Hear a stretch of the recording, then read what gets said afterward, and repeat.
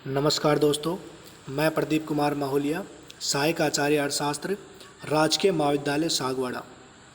शुरू करते हैं आज का टॉपिक ग्रेशम का नियम। ग्रेशम का नियम किसने दिया, कब दिया, ये नियम देने की आवश्यकता क्यों पड़ी और ये नियम क्या कहता है और इस नियम की वर्तमान में क्या सार्थकता है, इन्हीं सभी बातों को लेकर आज हम अध्ययन करेंगे। तो शुरू करते हैं ग्रेशम का नियम। ग्रेशम का जो नियम है वो दिया था सर थॉमस ग्रेशम ने, और ये जो नियम है वो दिया था 1558 में। ग्रेशम जो है एक व्यापारी थे और ब्रिटेन की महारानी एलिजाबेथ प्रथम के समय, ब्रिटेन की महारानी प्रथम के समय वित्तीय सलाहकार थे ये उनके। ये जो नियम है वो एक मौद्रिक सिद्धांत है, साथ ही ये मनुष्य की सामान्य प्रवृत्ति पर आधारित नियम है। अब मनुष्य की ये सामान्य प्रवृत्ति होती है कि वह अच्छी वस्तु को तो प्राप्त करना चाहता है और बुरी वस्तु को त्यागना चाहता है। इस नियम को समझे उससे पहले एक कहानी समझिए आप कि ब्रिटेन की महारानी एलिजाबेथ के समय बाजार में जो थी गठिया मुद्रा चलन में थी। तो ब्रिटेन की महारानी ने ये सोचा कि भाई क्यों न इन गठिया मुद्रा को चलन से बाहर करवाने के लिए नई मुद्रा बाजार में डलवाई जाए। तो उन्होंने इस गठिया मुद्रा को चलन से बाहर करने के लिए नए सिक्के जो थे वो बाजार में चलवाए। कुछ समय बाद उन्होंने ये महसूस किया या देखा कि भाई जो नए सिक्के थे वो नए सिक्के बाजार से चलन से गायब हो गए, जबकि जो गठिया मुद्रा जो पहले चलन में थी, जो सिक्के चलन में थे, वो उतने के उतने ही हैं, वो कम नहीं हुए। महारानी ने फिर दोबारा से नए चलन में सिक्के चलवाए, लेकिन कुछ समय बाद वही स्थिति हुई कि भाई जो पुराने सिक्के थे वो तो उतने ही चल रहे हैं, जबकि नए सिक्के चलन से गायब हो रहे हैं। तो इसी स्थिति का अध्ययन करने के लिए अपने वित्तीय सलाहकार ग्रेशम को कहा उन्होंने, महारानी ने। तो ग्रेशम ने इस स्थिति का अध्ययन किया और अध्ययन करने के बाद उन्होंने ये नियम दिया, और नियम में ये कहा कि किसी देश में जब अच्छी और बुरी दोनों मुद्रा साथ साथ चलन में रहती है तो बुरी मुद्रा की यह प्रवृत्ति रहती है कि वह अच्छी मुद्रा को चलन से बाहर कर देती है। एक साधारण सा उदाहरण है कि एक व्यक्ति है, उसके पास 100 रुपये का नोट है, दो नोट है, एक तो नया नोट है, फ्रेश नोट है, एक पुराना नोट है।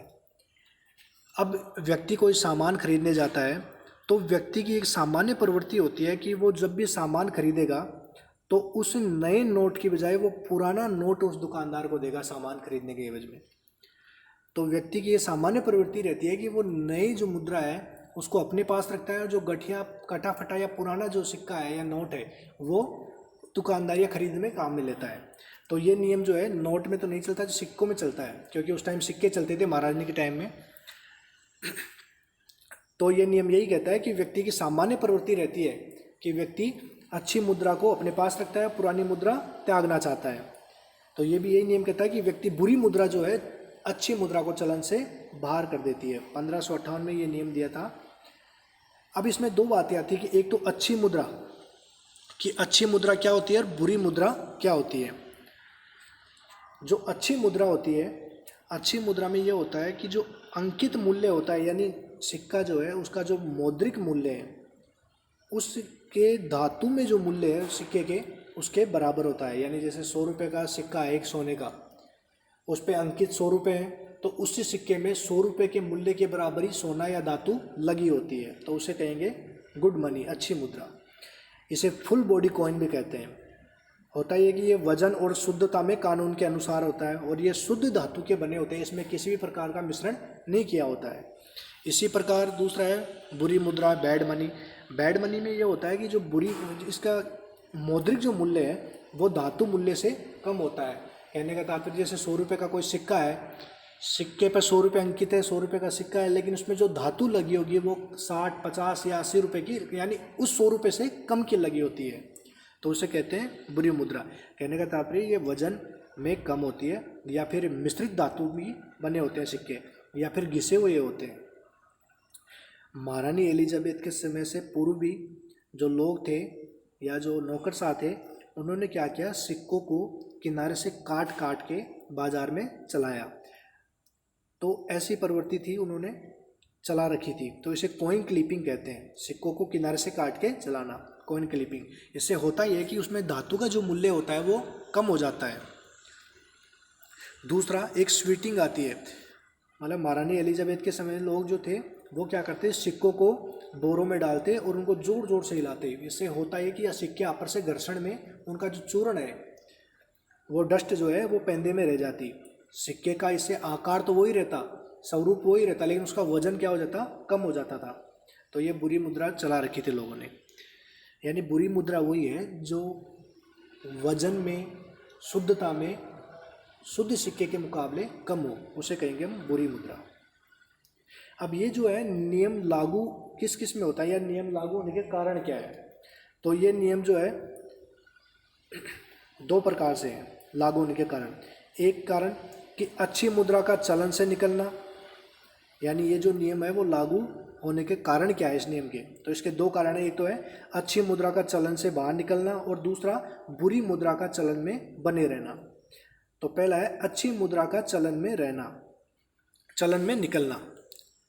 तो अच्छी मुद्रा चलन से बाहर क्यों निकलती है, तो इसका पहला कारण है कि अच्छी मुद्रा का लोग क्या करते हैं, संचय कर लेते हैं अपने पास। जो भी बढ़िया सिक्के होते हैं, शुद्ध धातु के सिक्के होते हैं, लोग अपने पास उनको संचय कर लेते हैं, अपने पास जमा कर लेते हैं। और जो बुरे सिक्के होते हैं, जो घिसे हुए सिक्के या पुराने सिक्के होते हैं, वो खरीदारी में या सामान्य चलन में चलते रहते हैं। दूसरा ये है कि अच्छी मुद्रा को लोग क्या करते हैं, गलाकर और उनका मौद्रिक मूल्य प्राप्त कर लेते हैं। जैसे सोना है, सोने का सिक्का है, उस पे अंकित 100 रुपये है, लेकिन सोने का मूल्य बढ़ गया, तो व्यक्ति क्या करेगा, उस सिक्के को सिक्कों के रूप में ना चलाकर, मुद्रा के रूप में ना चलाकर, उसको गलाकर धातु के रूप में बेचने से ज़्यादा लाभ कमा लेगा। तो ये व्यक्ति की प्रवृत्ति रहती है कि व्यक्ति शुद्ध धातु के सिक्के का मौद्रिक मूल्य अगर बढ़ जाता है, सिक्के का धातु का मूल्य बढ़ जाता है, तो उस सिक्के को गलाकर मुद्रा धातु के रूप में बेचकर ज़्यादा लाभ प्राप्त कर लेता है। तीसरा, आयातों का भुगतान अच्छी मुद्रा में करना। जब भी हम विदेशों से कोई वस्तु मंगाते हैं तो उनके बदले उनको जो भुगतान करना होता है वो शुद्ध धातु के सिक्कों में करना पड़ता है, ना कि घटिया मुद्रा में। तो ये 3 कारण हैं जिनकी वजह से अच्छी मुद्रा जो है चलन में कम रह जाती है। और बुरी, अब दूसरा है कि बुरी मुद्रा का चलन में रहना। अब बुरी मुद्रा चलन में कब कब रहती है, बुरी मुद्रा चलन में तब रहती है जब अच्छी मुद्रा और बुरी मुद्रा, यानी ये जो नए सिक्के और पुराने सिक्के, दोनों सिक्कों को सरकार ने कानूनी मान्यता दे रखी हो, अपन इसमें कोई भेदभाव नहीं कर सकते फिर उसमें, तो ये दोनों चलन में रहेंगे। दूसरा, जनता भी अगर इन सिक्कों में कोई भेदभाव नहीं करे तो ये चलन में रहेंगे, इनको कम नहीं कर सकते चलन में अपन। तो ये है नियम लागू होने के 2 कारण। तो ये ग्रेशम का जो नियम है वो 2 कारणों से लागू होता है। एक, अच्छी मुद्रा का चलन से निकलना, यानी अच्छी मुद्रा का चलन से कम हो जाना। दूसरा, बुरी मुद्रा का चलन में रहना। तो ये 2 कारण जिनकी वजह से ये नियम लागू होता है। अब आता है स्कोप ऑफ द लॉ, इस नियम का क्षेत्र क्या है। तो ये जो नियम है वो धातु मान के साथ साथ धातु मान में चलता था। महारानी एलिजाबेथ के समय केवल धातु जो सिक्के हैं धातु के वही चलते थे, पत्र मुद्रा नहीं चलती थी। लेकिन वर्तमान में ये नियम जो है धातु के साथ साथ पत्र मुद्रा में भी चलता है। होता यह है कि सिक्के जो है धातु के भी होते हैं, नोट के भी है, नोट भी है। अब इसमें यह होता है कि धातु के जो सिक्के हैं वो सोने के भी हैं, सिल्वर के भी हैं, मिश्र धातु के भी हैं। जो अच्छे सिक्के होंगे सोने के, उनको तो लोग संग्रह कर लेंगे, लेकिन जो मिश्र धातु के या फिर सिल्वर के या कम मूल्य के जो सिक्के, कम कीमती जो धातु के सिक्के होते हैं, उन सिक्कों का क्या करेंगे, लोग मार्केट में चलाते रहेंगे, और जो सोने के सिक्के होंगे, बढ़िया सिक्के होंगे, उनको अपने पास संग्रह कर लेंगे। तो कहने का मतलब है अच्छी मुद्रा तो हो गई सोने के सिक्के और बुरी मुद्रा हो गई सिल्वर या मिश्र धातु के सिक्के।